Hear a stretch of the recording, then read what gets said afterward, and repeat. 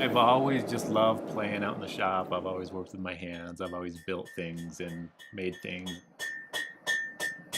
I spent my childhood in the jungles of Papua New Guinea, so my dad built everything out of the materials in the jungle, and so I helped him. We built our house, we built an airstrip, we built lots of stuff. So just playing around with him growing up, just life, everyday life was just inventing and making and creating. You can take an old bolt, an old rusty bolt that who knows what history it had, and turn it into something that has a new purpose. It's like major history, right? Something that's really intrigued me is where it all came about, like why blacksmithing? Where's the word black come from?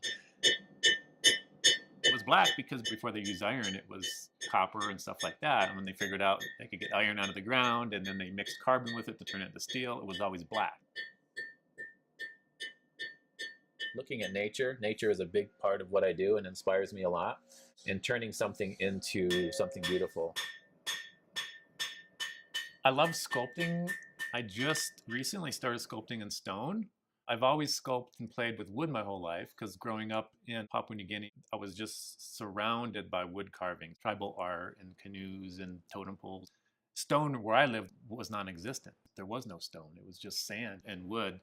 But when I got older, I started seeing stone sculptures. And so, really, only a couple years ago did I start experimenting with stone. And it's a whole different experience when you're doing it. But then also, when you're done, it's so permanent. It's not going to rot. You can leave it outside in the weather and it can fade. It can, do whatever. And it'll be around for a long time. Bringing blacksmithing into what I already do with my sculptures was just another medium. There is a physicality to it that I really enjoy. I really enjoy physical art. And then on the other end of the spectrum, sitting down with a paintbrush and doing something that's not physical at all is more of a zen kind of okay, take a break day. So it's a good balance. Part of my whole passion with art is kind of twofold. I love doing stuff on my own, just getting out there and making and just getting in the zone and creating, whether it's painting or sculpting or blacksmithing. But I love teaching. I love sharing my passion with other people.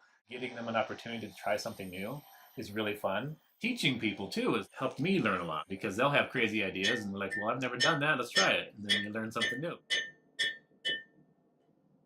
It's kind of taken a new life of its own in the last decade. It's a very primal almost feeling, especially when you're doing the initial pounding. It's fire, it's hot. You're taking something that is as hard as a rock or hard as steel, I guess, and you're turning it into something that you can smush like Play-Doh.